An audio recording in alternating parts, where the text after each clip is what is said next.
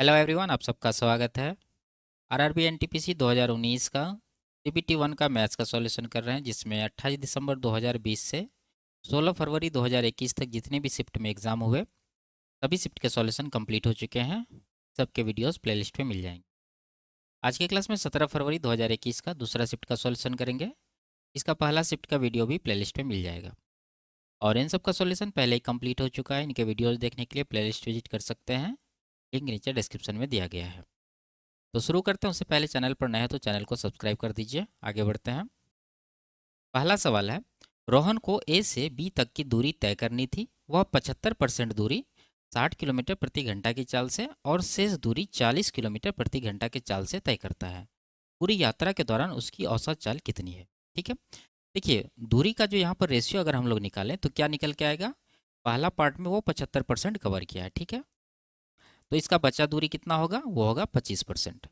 अगर इसको कटाएंगे 25 से एक बार में, 25 से 3 बार में, तो 3:1 के रेशियो में जो है ये कवर किया है। अब यहाँ देखिए, पहला पार्ट में उसका स्पीड है 60 किलोमीटर प्रति घंटा और दूसरा में है 40 किलोमीटर प्रति घंटा। हम लोग मान लेते हैं कि टोटल दूरी इन्होंने जो कवर किया है वो दोनों का एलसीएम यानी कि 120 आ जाएगा। एलसीएम को डिवाइड करेंगे 60 से तो 2 आएगा यहाँ पर और यहाँ पर 3 आएगा, ठीक है। अब ये जो दूरी का रेशियो हम लोग निकाले थे 3:1, यहाँ पर लिखिए 3:1। अब क्या करना है? अब निकालना है एवरेज स्पीड। क्या हो जाएगा? ये जो दूरी 120 माने थे ये देंगे और गुना में ये दोनों जोड़ के देंगे। ये जो रेशियो हम लोग लिखे थे 3:1:4, ठीक है। और नीचे आ जाएगा क्या? ये जो टाइम है इसको भी रेशियो से गुना करिए, 2×3=6 प्लस 3×1=3। तो ये हो जाएगा कितना? 120×4 और नीचे आ जाएगा 6×3=9। घटाएंगे 3 से 3 बार में, 3 से 40, 40×4 160 और नीचे आएगा 3। को लिख सकते हैं 53 सही 1/3 किलोमीटर प्रति घंटा। ऑप्शन नंबर 2 में है, ये इसका आंसर हो जाएगा। आगे बढ़ते हैं। यदि साइन माइनस कॉस √3/2 है तो साइन प्लस कॉस का मान निकालना है, ठीक है। देखिए, आप याद रखिए, हम बता रहे हैं यहाँ पर a sine theta minus b cos theta बराबर अगर सी है, और उसी तरह से a sine theta plus b cos theta बराबर एक्स है, तो यहाँ से एक्स बराबर हम लोग डायरेक्ट निकालते हैं √ए² प्लस बी² माइनस का सी², ठीक है। अगर इससे पहले वाला रिलेशन लिखना हो तो क्या हो जाएगा? ए² प्लस बी² बराबर सी² प्लस का एक्स², ठीक है। तो एक्स² सी² को इस तरफ ले आएंगे, फिर स्क्वायर हटाएंगे तो रूट पड़ जाएगा, वही यहाँ पर लिखा गया है। तो वही फॉर्म यहाँ पर है। यहाँ देखिए, साइन थीटा का गुणांक क्या है? 1 है। यहाँ कॉस का 1 है, यहाँ भी 1 है, 1 है। तो इसके बराबर इतना दिया है तो इसको हम लोग मान लेते हैं क्या है? एक्स है। तो एक्स का वैल्यू क्या हो जाएगा? ये हम लोग लगा देंगे ए² प्लस बी²। तो 1 का स्क्वायर 1 प्लस बी का स्क्वायर 1, बी का वैल्यू 1 ही है यहाँ पर कॉस के साथ, ठीक है। और माइनस का सी², सी कौन सा है? ये है हमारा √3/2। तो इसका स्क्वायर करेंगे तो 3/4 होगा। अब यहाँ रूट के अंडर हो गया कितना? 2 प्लस 3/4, 2 माइनस 3/4। तो 4×2=8 में से 3 घटेगा 5, यानी √5/4। तो 5 का तो वर्गमूल नहीं निकलेगा, उसको लिख देंगे, और 4 का वर्गमूल निकलेगा 2। तो 5/2 इस सवाल का आंसर होगा, ऑप्शन नंबर 2। आगे बढ़ते हैं। यदि थीटा एक न्यून कोण है और टेन थीटा 48/55 है तो कॉसेक थीटा का मान याद कीजिए, ठीक है। देखिए, टेन होता है क्या? P/B, ठीक है। ये हो गया P और ये गया B। कॉसेक निकालना है। कॉसेक क्या होता है? H/P, यानी कॉसेक के नीचे P आएगा। P का वैल्यू यहाँ से अगर हम लोग दें तो कितना है? 48 है, ठीक है। 48 है P का वैल्यू, तो नीचे तो 48 आएगा। अगर हम लोग ऑप्शन देखें तो पहला दो ऑप्शन में नीचे क्या दे रखा है? 55 और 73, तो ये दोनों तो ऑप्शन नहीं होगा। आगे देखिए, 48 दो जगह है। अब यहाँ H चाहिए। अगर चौथा ऑप्शन देखें तो यहाँ पर 55 दे रखा है, जबकि 55 क्या है हमारा? 55 है B। तो यहाँ तो H चाहिए, इसका मतलब 55 वाला भी आंसर नहीं होगा। तो एक ही ऑप्शन बचा हमारे पास, ये इसका आंसर हो जाएगा, ठीक है। बाकी आप इसका ट्रिपलेट याद रखेंगे, 48, 55 और 73 का ट्रिपलेट होता है, ठीक है। ट्रिपलेट वाला नोट में इसको नोट कर लीजिए। आगे बढ़ते हैं। यदि किसी संख्या के 28% का मान 20 के बराबर है तो उसी संख्या के 49% का मान ज्ञात कीजिए। देखिए, ये जो 20 है 28% का वैल्यू है, यानी 20 को 28 से डिवाइड करेंगे, ठीक है। 28% दे देते हैं। निकालना है 49 का, तो 49% से यहाँ पर गुना करेंगे, ठीक है। कटाएंगे इसको 7×4 7 से 7 बार में, 4 से 5 बार में, 5×7 35 इस सवाल का आंसर आएगा, ऑप्शन नंबर डी। आगे बढ़ते हैं। ए अकेले किसी कार्य को 39 दिन में पूरा कर सकता है, जबकि बी अकेले उसी कार्य को 52 दिन में पूरा कर सकता है। लिखते हैं यहाँ पर ए 39 दिन में और बी जो है 52 दिन में। तो टोटल वर्क दोनों का एलसीएम कितना हो जाएगा, 52 मानते हैं, तो 39 में 13 तो आ चुका है 52 में, 3 का कमी है, 3 से गुना करते हैं। 39 से इसको डिवाइड करेंगे तो कितना आएगा, 3 से 13, 13 चौके 52, 4 आएगा, यहाँ पर 3 आएगा। अब क्या कह रहा है कि दोनों ने साथ मिलकर कार्य करना शुरू किया, लेकिन ए ने कार्य पूर्ण होने से 3 दिन पहले काम छोड़ दिया। दोनों ने कितने दिन तक एक साथ कार्य किया, ठीक है। आप इसको दो तरीका से कर सकते हैं, या तो ये जो काम छोड़ा इसको और 3 दिन काम करवा लीजिए, फिर डिवाइड कर दीजिए टोटल वर्क, ये टोटल टाइम निकल जाएगा।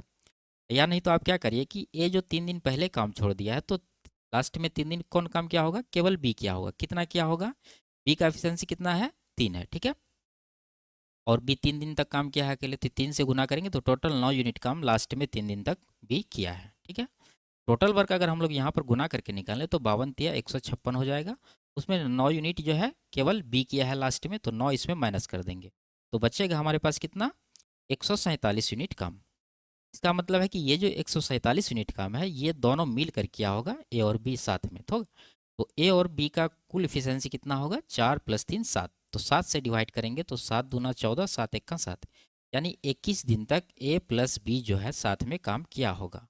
ऑप्शन नंबर 3 है ये इसका आंसर होगा। आगे बढ़ते हैं।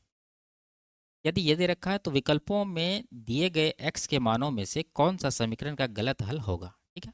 तो x का यहाँ पर जो है वैल्यू रख के चेक करना पड़ेगा कि किस में जीरो नहीं हो रहा है, क्या ये सब का मान जीरो होना चाहिए। अगर हो गया तो इसका मतलब समीकरण का हल सही है, अगर जीरो नहीं हुआ तो इसका मतलब वही इसका आंसर होगा। तो पहला ऑप्शन है एक, एक रखेंगे इसमें तो इसका मान कितना हो जाएगा, यहाँ पर रखते हैं, 1 का क्यूब 1 माइनस 9 हो जाएगा, यहाँ पर प्लस 26 हो जाएगा, माइनस का 24 हो जाएगा। अगर इसको हम लोग कैलकुलेट करें तो प्लस वाला कितना होगा, 26 1 27, और माइनस वाला 24 9 33, ठीक है। जब इसको घटाएंगे तो माइनस में आंसर आएगा, जबकि यहाँ कितना होना चाहिए, जीरो, यानी ये जीरो के इक्वल नहीं है, तो यही इसका आंसर होगा, यही जो है एक इसका हल नहीं है। आगे बढ़ते हैं। ए बी और सी ऐसे 3 धन पूर्णांक है जिनका औसत 28 है, और ए जो है लेस देन या इक्वल है बी के, उसी तरह सी के। यदि इनकी माध्यिका ए प्लस 16 है तो सी का न्यूनतम संभावित मान ज्ञात कीजिए, ठीक है। देखिए यहाँ ए बी सी 3 धन पूर्णांक है, तो तीनों का औसत दे रखा है 28, तो यहाँ पर तीनों का योग कितना होगा, यानी ए प्लस बी प्लस सी हम लोग निकाले तो 28 को 3 से गुना करना होगा, क्योंकि 3 नंबर का औसत ये है, तो 28 दिया कितना हो जाएगा, 84। अब आते हैं, यहाँ कह रहा है कि इनकी माध्यिका ए प्लस 16 है। अगर हम लोग देखें, अगर इस डेटा को माने कि ए जो है बी से छोटी है और बी जो है सी से छोटी है, तो बी हो गया बीच में, और यहाँ पर जो है पूर्णांक कितने हैं, ओड है, यानी कि 3 नंबर है तो ओड हो गया। ओड जब रहता है तो बीच वाला पद माध्यिका होता है, यानी यहाँ पर माध्यिका कितना हो जाएगा, बी हो जाएगा, जबकि यहाँ दे कितना रखा है, ए प्लस 16, तो इसको हम लोग ए प्लस 16 के बराबर कर देंगे, ठीक है। अब हमको क्या करना है कि बी का वैल्यू इसमें रख देंगे। अगर बी का वैल्यू इसमें रखेंगे तो क्या बनेगा हमारे पास, ए प्लस बी के जगह पर जो है ये आ जाएगा, ए प्लस 16 प्लस सी है बराबर 84, ठीक है। अब यहाँ पर हम लोग को क्या करना है, सी को इस तरफ रखना है, बाकी को उस तरफ भेज देना, तो क्या हो जाएगा, 84 में ये 16 माइनस होगा तो कितना बचेगा, 68, और यहाँ ए प्लस ए 2a होगा, उस तरफ जाके माइनस का 2a होगा, तो सी का वैल्यू यहाँ आ गया। अब यहाँ पूछ रहा है कि सी का न्यूनतम मान चाहिए। अगर यहाँ पर सी को न्यूनतम रखना है, निकालना है, तो ए को क्या करना पड़ेगा, ए का मैक्सिमम लेना पड़ेगा।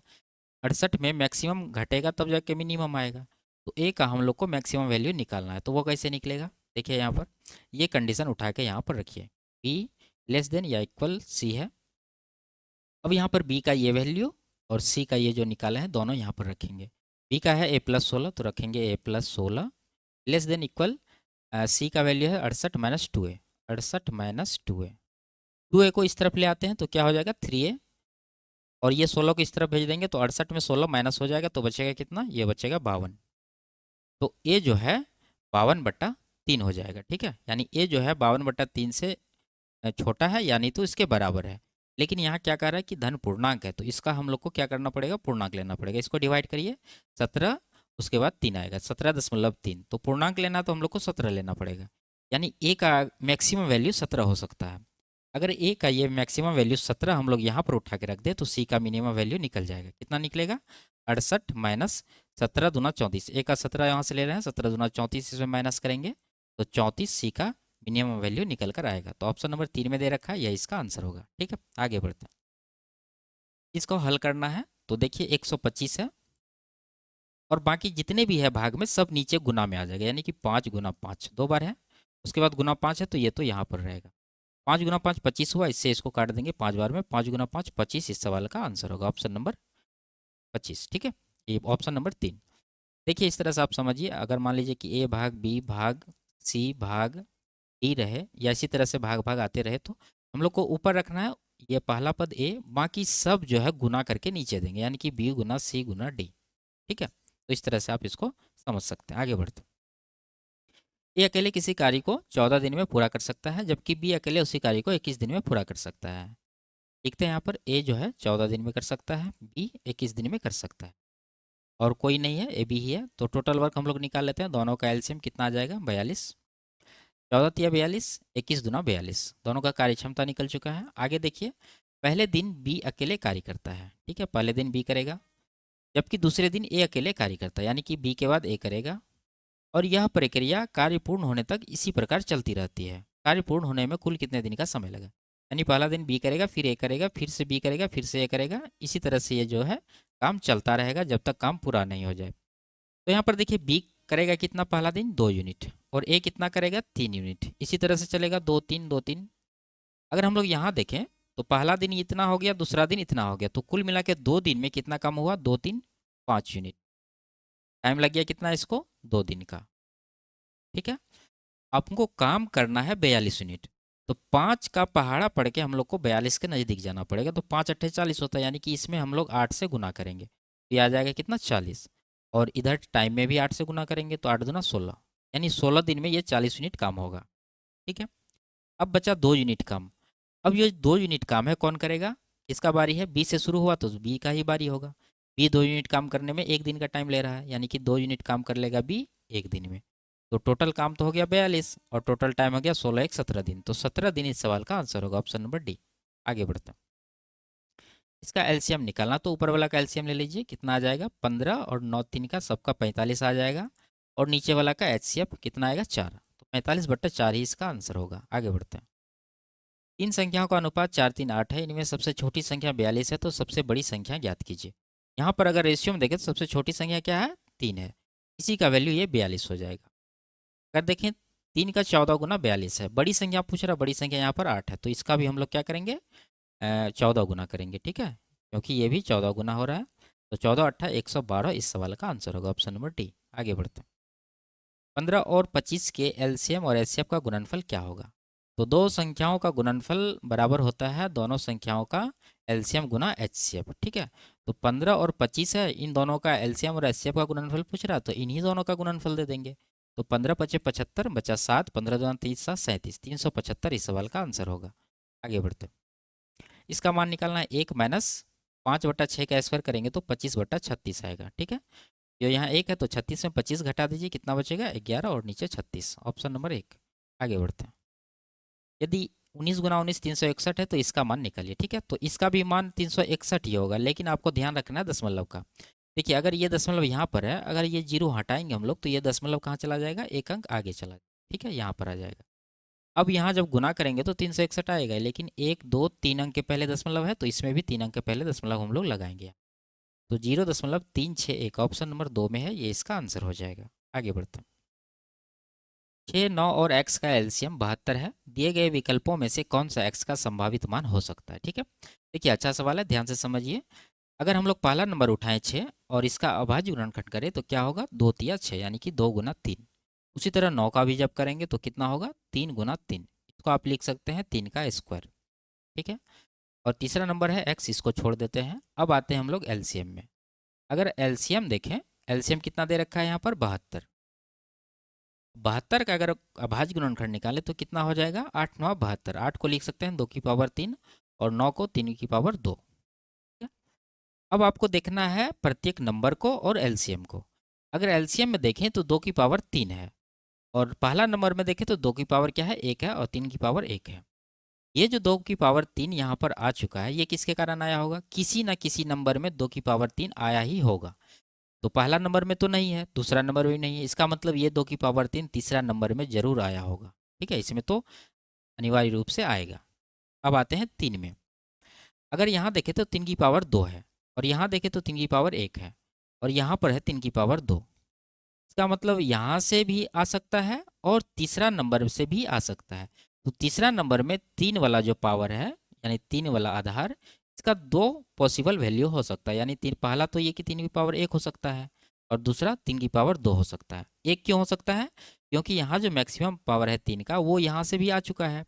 तो यहाँ अगर 3 की पावर 2 नहीं भी रहेगा तो एलसीएम उतना ही आएगा, अगर रहेगा भी तो भी एलसीएम उतना ही आएगा। तो आपको दोनों पॉसिबल वैल्यू यहाँ पर लेना है। अब हम लोग को निकालना है नंबर। तो पहला नंबर तो ये हो जाएगा, ठीक है, और दूसरा क्या हो जाएगा? दूसरा ये हो जाएगा।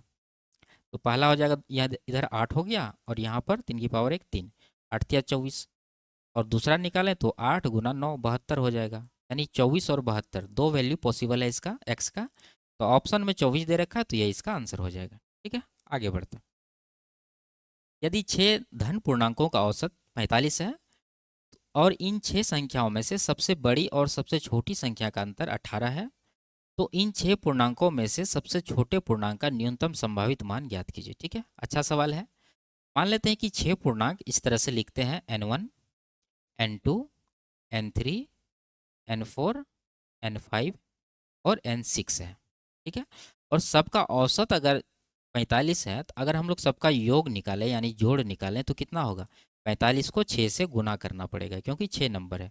45 को जब 6 से गुना करेंगे तो 45 या 135 गुना 270 हो जाएगा। ठीक है, अब यहाँ देखिए, कह रहा है सबसे बड़ी नंबर जो है सबसे छोटी नंबर से 18 अधिक है, यानी दोनों का अंतर 18 है, तो उसे मतलब वही हुआ। और यहाँ पर जो है ये ऑर्डर, अगर n1 को हम लोग छोटी नंबर माने और n6 को बड़ी, तो यहाँ पर n6 माइनस n1 हो जाएगा कितना? 18, ये वाला स्टेटमेंट से। ठीक है, तो यहाँ से अगर n6 का वैल्यू निकालें तो क्या होगा? 18 प्लस n1। ठीक है, अब देखिए, अब यहाँ पर ये वैल्यू तो रख सकते हैं, लेकिन आगे भी देखिए, कह रहा है कि सबसे छोटे पूर्णांक जो है उसका न्यूनतम वैल्यू लेना है, लेकिन मैक्सिमम वैल्यू के बारे में नहीं कहा गया है कि जो सबसे बड़ी नंबर है, बाकी जो बचा नंबर है ये 4 ठो बीच में, ये नंबर ये सबसे बड़ी नंबर से छोटी है, ऐसा तो सवाल में नहीं कहा गया है। तो हम लोग ये बड़ी नंबर के बराबर भी इस नंबर को ले सकते हैं, और लेंगे तब जाके ही n1 का मिनिमम वैल्यू मिलेगा। तो हम लोग क्या करेंगे, सभी वैल्यू को, ये जो सबसे बड़ी नंबर है n6, इसको सबके जगह पर रख देंगे। यानी n6 का वैल्यू कितना आया? 18 प्लस n1, तो सबको इससे बदल देंगे। यानी पहला तो n1 है, ठीक है, और n2 की जगह पर यही आ जाएगा 18 प्लस n1। फिर n3 की जगह पर भी आएगा 18 प्लस n1।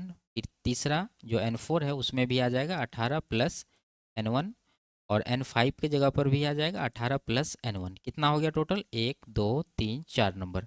और n6 का वैल्यू तो यहाँ निकाल के ही रखे थे, यही इसमें भी आएगा, यानी कि फिर से 18 प्लस n1 बराबर कर देंगे 270 के। ठीक है, अब जोड़िए सबको। n1 कितना बार है? 1 2 3 3 6 बार है, तो 6 n1 इसको लिख सकते हैं। और 18 है 5 बार, तो 18 पंचे 90 है, इसको इस तरफ भेज देते हैं तो हो जाएगा कितना? 270 माइनस 90। तो यहाँ से n1 का वैल्यू क्या आएगा?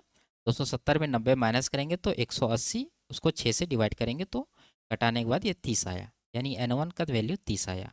और n1 ही सबसे छोटा पूर्णांक था, तो 30 इसका वैल्यू संभावित है। ऑप्शन नंबर 4 इसका सही आंसर है। आगे बढ़ते हैं। एक धनराशि को 10% वार्षिक चक्रवृद्धि ब्याज की दर से 2 वर्ष के लिए निवेशित करने पर मिश्र धन इतना है, तो आरंभ में निवेशित मूलधन ज्ञात कीजिए। ठीक है, ऑप्शन से निकाल सकते हैं आप लोग। 1500 पर कितना बढ़ा है? 21% लगभग बढ़ा है, ये है। नहीं तो आप क्या करिए कि 10% का जो है 2 वर्ष का इफेक्टिव परसेंटेज होता है कितना? 21%। यानी ये जो 1815 रुपया है, ये कितना का वैल्यू होगा? 21% तो ब्याज हो गया, 100% मूलधन, तो टोटल 121% का वैल्यू होगा 1815।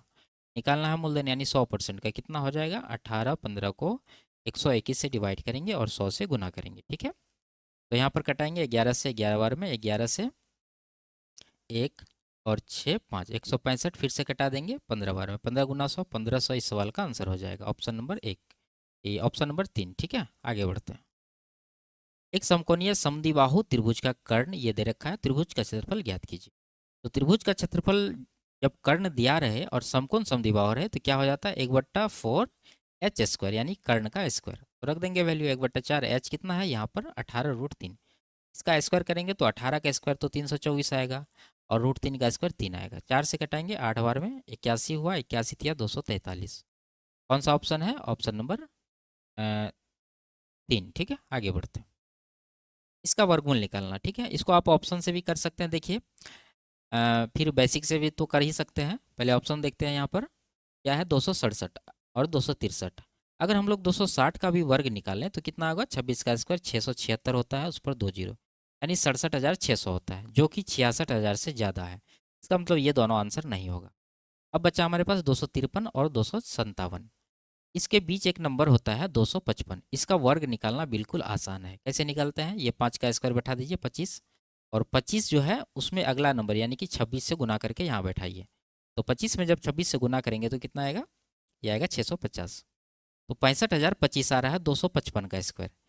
और अगर हम लोग 65,025 को देखें तो ये 66,049 से कम है, यानी 255 का स्क्वायर ही इससे कम है, तो 253 आंसर नहीं हो सकता है। तो एक ही ऑप्शन बचा हमारे पास, ये इसका आंसर हो जाएगा। ठीक है, और दूसरा तरीका है कि आप इसको बेसिक से भाग विधि से जैसे करते हैं वैसे कर लीजिए, जोड़ा लगा लीजिए, 2 से लगाएंगे 2 बार में 4 जाएगा फिर। ठीक है, इसी तरह से आप निकलते जाइए। आगे बढ़ते हैं। इसमें एक्स वाई का अनुपात पूछ रहा है, तो देखिए एक्स का क्या है 36 और वाई का 81। तो एक्स अनुपात वाई हो जाएगा, वाई वाला एक्स के सामने दे दीजिए 81 और एक्स वाला वाई के सामने 36। तो कटाएंगे 9 से 9 बार में, 9 से 4 बार में, 9 अनुपात 4, ऑप्शन नंबर 2 इसका आंसर होगा। आगे बढ़ते हैं। यदि ये दे रखा है तो इसका मान पूछ रहा है। ठीक है, देखिए एक्स वाई 15 है, अगर इसको हम लोग तोड़े तो 5 गुना 3 सीधा सीधा तोड़ सकते हैं। इसके अलावा सोचने के लिए काफ़ी ज़्यादा समय चाहिए। अगर हम लोग 5 3 यहाँ पर रखें तो 5 सेटिस्फाई नहीं कर रहा है, इसका मतलब वैल्यू एज्यूम करके नहीं बना सकते इसको कम समय में। ठीक है, तो हम लोग क्या करेंगे, इसको फॉर्मूला से बनाएंगे। इसका फॉर्मूला क्या होता है? X cube minus y cube बराबर होता है एक्स माइनस वाई का होल क्यूब प्लस का 3xy 2x-y। ठीक है, यानी ये दोनों में माइनस होता है और बीच में जो ये 3xy ये प्लस में होता है, आपको याद रखना है। वैल्यू रखेंगे, 5 का क्यूब करना है, तो 5 का क्यूब 125 हो जाएगा, प्लस 3xy है, xy का वैल्यू 15 है तो 15 तिया 45 हो जाएगा, गुना x माइनस वाई 5 है तो 5 रखेंगे यहाँ पर। तो इधर 45 गुना 5 225 होगा, और उसमें 125 जोड़ेंगे तो कुल मिला के 350 आएगा। ऑप्शन नंबर 3 इसका आंसर होगा। आगे बढ़ते हैं। सोनल को एक 16 दिवसीय बिक्री अभियान के दौरान उसके यात्रा खर्चों के लिए कुछ राशि दी गई। हालांकि उसे अपने प्रवास की अवधि को 8 दिन और बढ़ाना पड़ा, और इसके परिणाम स्वरूप उसका औसत दैनिक यात्रा भत्ता 80 रुपया कम हो गया। शुरू में उसके लिए कितना यात्रा भत्ता मंजूर किया गया था? ठीक है? देखिए 16 दिन के लिए गया है, 16 दिन के लिए गया है, मान लेते हैं उसका प्रत्येक दिन का जो है x रुपया के दर से खर्चा जोड़ के दिया गया था। तो टोटल खर्चा यहाँ पर दिया कितना गया होगा? 16 गुना x। ठीक है, अब क्या हुआ है, उसे किसी कारणवश जो है 8 दिन बढ़ाना पड़ा, तो टोटल कितना दिन अब रहेगा? 8 + 16 24 दिन रहेगा। लेकिन अब खर्चा में क्या हुआ है? 80 रुपया कम हो गया। पहले एक्स था उसमें 80 माइनस कर दीजिए, आपका खर्चा ये है। दोनों तरफ का टोटल जो खर्च है बराबर हो गया। अब यहाँ से एक्स का वैल्यू निकालेंगे, इधर हो गया 16x, इधर 24 गुना एक्स 24x हो जाएगा, माइनस का 24 अट्ठा 192 यानी 1920। 1920 को इस तरफ लाइए, 16x को इस तरफ भेजेंगे, तो यहाँ पर 8x का वैल्यू आएगा 1920। 8 से कटा देंगे इसको, 8 दूना 16, 8 चौके 32, 240। एक्स का वैल्यू ये आया। टोटल खर्च निकालना, चाहे आप यहाँ से निकाल लीजिए चाहे यहाँ से, दोनों से सेम ही आएगा। तो यहाँ से निकालते हैं, 16 गुना एक्स का वैल्यू यहाँ से 240 रखेंगे, गुना करेंगे 0, 16 चौके 64 बचा 6, और 16 दूना 32 6 38। तो 3,840 रुपया इस सवाल का आंसर होगा। Option number D. आगे बढ़ते हैं। इसके मान में इकाई अंक के स्थान पर आने वाला अंक ज्ञात कीजिए जहां n एक पूर्णांक है। ठीक है, लिखते हैं यहाँ इकाई अंक ही निकालना है, तो हम लोग यहाँ से इकाई अंक उठाएंगे 4 की पावर n, और दूसरा हो जाएगा 4 की पावर n+1। ठीक है, आपको एक बात पता होना चाहिए, अगर 4 की पावर हम लोग ओड करेंगे यानी विषम संख्या, तो इसका इकाई अंक हमेशा 4 ही रहेगा। और 4 की पावर अगर हम लोग इवन करेंगे यानी सम संख्या, तो ये इसका इकाई अंक हमेशा क्या रहेगा? 6 रहेगा। ठीक है, आप करके देख लीजिए, यही आएगा। अब यहाँ पर बात है कि n है, दूसरा का पावर n+1 है। अगर हम लोग यहाँ पर n की पावर ओड ले लेंगे तो n+1 ऑटोमेटिकली इवन हो जाएगा, क्योंकि मान लीजिए कोई लगातार पूर्णांक लिखिए 2 3 4 5 इस तरह से, तो सब में आप देखेंगे कि अगला नंबर जो है पहले नंबर से एक अधिक है। और ये अगर पहला सम है तो अगला क्या है? विषम है। अगर इसको मान के चलेंगे ये विषम है तो अगला क्या है? सम है। अगर यहाँ पर हम लोग n का वैल्यू कोई विषम लेंगे तो यहाँ पर सम बन जाएगा ऑटोमेटिकली। तो अगर ओड ले रहे हैं तो इकाई कितना हो रहा है, 4 हो रहा है, ठीक है। तो ये कितना हो जाएगा, 6 हो जाएगा, तो 4 6 10, 10 में क्या है इकाई, 0 है, तो 0 ही इस सवाल का आंसर होगा। आगे बढ़ते हैं। 11% लाभ और 13% की हानि पर किसी वस्तु के विक्रय मूल्यों का क्रमशः अंतर 204 रुपया है। वस्तु का क्रय मूल्य ज्ञात कीजिए। देखिए, मान लेते हैं कि ये जो है हमारा कॉस्ट प्राइस है। अगर इसको हम लोग 11% के लाभ पर बेचेंगे तो 111% में ये बिकेगा। और अगर हम लोग इसको 13% के नुकसान पर बेचेंगे तो ये कितना में बिकेगा, 87% में। अगर इन दोनों का गैप देखें तो कितना हो जाएगा, यही हो जाएगा 11 और 13, यानी कि 24%। ये जो गैप है 24%, यही ये गैप 204 रुपया के बराबर होगा, क्योंकि दोनों के विक्रय मूल्य का अंतर यही है। तो क्रय मूल्य पूछ रहा है, यानी कि 100% का वैल्यू हम लोग को निकालना है। तो 204 को इससे डिवाइड करेंगे 24 से और गुना करेंगे 100 से। 12 दूना 24, 12 इक्का 12, 12 सत्तर 84, 2 से 50 बार में 17 गुना 50, 850 इस सवाल का आंसर होगा, ऑप्शन नंबर 1। आगे बढ़ते हैं। इसका एचसीएफ निकालना है, तो ऊपर वाला का एचसीएफ निकालेंगे हम लोग, 1 आएगा। नीचे वाला का एलसीएम 3 4 और 6 का एलसीएम 12 होता है, यही इसका आंसर हो जाएगा। आगे बढ़ते हैं। किसी वस्तु को 15% और 12% की क्रमागत छूट देकर बेचने पर भी 10% का लाभ होता है। वस्तु के अंकित मूल्य और क्रय मूल्य का अनुपात ज्ञात कीजिए। ठीक है, देखिए अंकित मूल्य और क्रय मूल्य का रेशियो निकालने का क्या होता है, हम पहले भी कई बार बता चुके हैं। सीपी और एमपी का रेशियो 100 माइनस डिस्काउंट परसेंट, और नीचे 100 प्लस प्रॉफिट परसेंट। अगर लॉस रहेगा तो माइनस लॉस परसेंट करेंगे, ठीक है। अब यहाँ आपको प्रॉफिट परसेंट तो पता है, लेकिन डिस्काउंट यहाँ पर क्रमागत 2 ठो दे रखा है, तो नेट डिस्काउंट आपको निकालना पड़ेगा कितना है। तो उसके लिए क्या करते हैं, 15 प्लस 12 माइनस 15 गुना 12/100 करके नेट परसेंट निकालते हैं। तो इधर हो गया कितना, 15 12 27, उसमें माइनस कर दीजिए, 1.8 आएगा यहाँ पर। माइनस करेंगे तो ये कितना आएगा, 25.2%। ये हो गया नेट डिस्काउंट, यही यहाँ पर रखेंगे। तो 100 माइनस 25.2 करेंगे तो कितना आएगा, ये आएगा 74.8। और नीचे 100 प्लस प्रॉफिट परसेंट यानी 10 करेंगे तो 110। अब यहाँ डेसिमल हटा के, ये पॉइंट हटा के यहाँ 0 दे दीजिए। 7 8 15 4, 11 से कट रहा है, तो 11 से कटाएंगे 100 बार में। 11 से 66, 11 8 88, 4 से 25, 4 से 17, यानी 17 और 25 का यहाँ पर रेशियो आया है। तो ऑर्डर देखना, आपको पहले अंकित मूल्य पूछ रहा है तो नीचे अंकित मूल्य है 25, 25 वाला पहले आ जाएगा, ऑप्शन नंबर 1 में दे रखा है, ये इसका आंसर होगा। आगे बढ़ते हैं। ऐसी दो लघुत्तम प्राकृत संख्याओं का योग ज्ञात कीजिए जिनमें से प्रत्येक के केवल 7 ही गुणनखंड हो। ठीक है, लघुत्तम मीन्स यहाँ पर स्मॉलेस्ट नंबर पूछ रहा है। देखिए, ये थ्योरी वाला सवाल है, आपको इस सवाल को याद ही रख लेना है। पहले समझिए इसको। मान लेते हैं हम लोग नंबर लिख रहे हैं 1 2 3 4 5 6 7 8 9 10, 10 तक लिखे हैं, आगे भी लिख सकते हैं। अगर इसका गुणनखंड निकालें, इसको छोड़िए, एक ही आएगा। 2 का निकालें तो 1 और 2 आएगा। 3 का गुणनखंड निकालें तो 1 और 3 आएगा। 4 का निकालेंगे तो 1 2 और 4 आएगा। 5 का 1 और 5 आएगा। 6 का निकालें तो 1 2 3 और 6 आएगा। 7 का 1 और 7 आएगा। 8 का गुणनखंड निकालें तो 1 2 4 और 8 आएगा। 9 का निकालें तो 1 3 और 9 आएगा। 10 का निकालें तो 1 2 5 और 10 आएगा। ठीक है, अगर आप ध्यान से देखेंगे इसमें, तो जहाँ जहाँ स्क्वायर नंबर है, जैसे 4 स्क्वायर नंबर है, तो इसका गुणनखंडों की संख्या विषम में है, 3 है। अगर अगला वर्ग संख्या देखें 9, इसमें भी क्या है, 3 ही गुणनखंड है। बाकी जो भी नंबर है यहाँ पर सब में क्या है, सम है। देखिए 2 का गुणनखंड 2 ठो है, 3 का 2 ठो है, 5 का 2 ठो है, 6 का 4 ठो है, सम में है। और 7 का जो है 2 ठो है, 8 का 4 ठो है, ये भी सम संख्या में है। और 10 का देखें तो इसका भी 4 ठो है। इसी तरह से ये कहने का मतलब ये है कि जितना भी वर्ग संख्या होगा उन सब का गुणनखंड का काउंट जो है ओड होगा, यानी विषम होगा। आप देख लीजिए यहाँ पर 9 के बाद अगला वर्ग संख्या लेते हैं 16, फिर लेते हैं 25, फिर लेते हैं 36, और फिर ले लेते हैं आपको 49, उसके बाद 64 ले लेते हैं। इसका अगर निकालें तो 1 2 4 8 और 16 का निकालें तो 1 5 और 25 आएगा।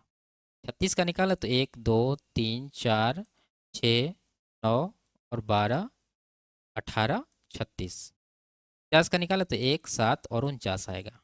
64 का निकालें तो 1 2 4 8 16 32 और 64। ठीक है, तो सब में अगर आप काउंट करेंगे तो सब विषम संख्या में है। अब यहाँ पर कह रहा है केवल 7 ही गुणनखंड है, वो भी स्मॉलेस्ट नंबर चाहिए। देख लीजिए, हम लोग 1 से लेके 64 तक लिख चुके हैं, यानी 8 के स्क्वायर तक लिख चुके हैं। तो यहाँ पर हम लोग को मिला है 7 गुणनखंड वाला एक नंबर, 3 4 7, इसका 7 गुणनखंड है, यानी 64 वो पहला नंबर हो जाएगा, क्योंकि इससे पहले कोई नंबर ऐसा नहीं है जिसका 7 गुणनखंड है। ठीक है, और अगला नंबर होता है 729, आपको याद रख लेना इसी तरह से। ठीक है, अगर इस सीरीज को आप आगे बढ़ाएंगे, जैसे 9 का गुणनखंड 1 3 9 आया है, फिर इसको 3 से गुना करिए, 27, 27 तिया 81 तिया 243, 243 तिया 729। तो आप देखेंगे कि ये 729 यहाँ पर एक वर्ग संख्या पकड़ाया है, और इसका भी गुणनखंड सब ठो है, ये 1 3 9 27 81 243, ये सब इसी का गुणनखंड है। और इसका गुणनखंडों की संख्या भी 7 ही होगा, जैसे 3 ठो यहाँ पर है और 4 ठो यहाँ पर आया, 7 ही आया। तो ये हो गया पहला नंबर, ये हो गया दूसरा नंबर, दोनों का योग पूछ रहा है, तो दोनों का योग कितना होगा, 9 4 13 बचा 1, 6 2 8 1 9, इधर 7, 793 इस सवाल का आंसर हो जाएगा, ऑप्शन नंबर 3। ठीक है, ये दोनों नंबर आप याद रखिए, इनके केवल 7 ही गुणनखंड हैं और दोनों वर्ग संख्या भी है। आगे बढ़ते हैं। यदि एक वर्ग का परिमाप 20 सेंटीमीटर है तो इसका क्षेत्रफल ज्ञात कीजिए। परिमाप को अगर हम लोग 4 से डिवाइड करेंगे तो भुजा आएगा, कितना आएगा, घटाने के बाद ये 5, क्षेत्रफल निकालें यानी ये स्क्वायर 25 हो जाएगा, ऑप्शन नंबर डी। आगे बढ़ते हैं। X% वार्षिक साधारण ब्याज की दर पर निवेश की गई कोई धनराशि 6 वर्ष में बढ़कर इतना और 11 वर्ष में बढ़कर 3008 रुपया हो जाती है, एक्स का मान ज्ञात कीजिए। तो मान लेते हैं कोई धनराशि P है, जो कि पहले 6 वर्ष में बढ़कर कितना हो गया है, 2368, यानी 2368, और फिर ये ही धनराशि 11 वर्ष में बढ़कर कितना हो गया है, 3008 रुपया। अगर यहाँ हम लोग टाइम का गैप निकाले तो कितना निकलेगा, ये 6 साल का, ये 11 साल का, तो घटाने के बाद इसका आएगा 5 साल का गैप। और रुपया में अगर निकालना है तो कितना आएगा, घटा दीजिए इसको, 0, 10 में से 6 घटा 4, यहाँ पर 9 में से 3 घटा 6, यानी 640। 5 साल में 640 रुपया का ब्याज है, तो पर ईयर इसको कितना ब्याज मिला होगा, 640 को 5 से डिवाइड करेंगे, 5 से ये का 12 और 8, यानी 128 रुपया प्रत्येक साल इसको ब्याज के रूप में मिल रहा है। तो यहाँ 6 साल में इसको कितना ब्याज मिला होगा, 128 को 6 से गुना करेंगे तो 12 छः 72, 720 हो गया, और फिर 48, यानी 768 रुपये ये ब्याज मिला होगा। अब हम लोग को निकालना मूलधन। तो देखिए मिश्रधन ये है, उसमें 768 ब्याज घटाएंगे तो मूलधन निकलेगा, कितना आएगा, 2368 में 768 घटाएंगे तो 1600 रुपया इसका मूलधन का वैल्यू आएगा। रेट निकालना है, रेट बराबर क्या होगा, 1 साल का ब्याज लीजिए 128 बटा मूलधन 1600 गुना 100%, यही इसका रेट हो जाएगा। घटाएंगे 0 0, 16 से 8 बार में 8% इस सवाल का आंसर होगा, ऑप्शन नंबर 2। आगे बढ़ते हैं।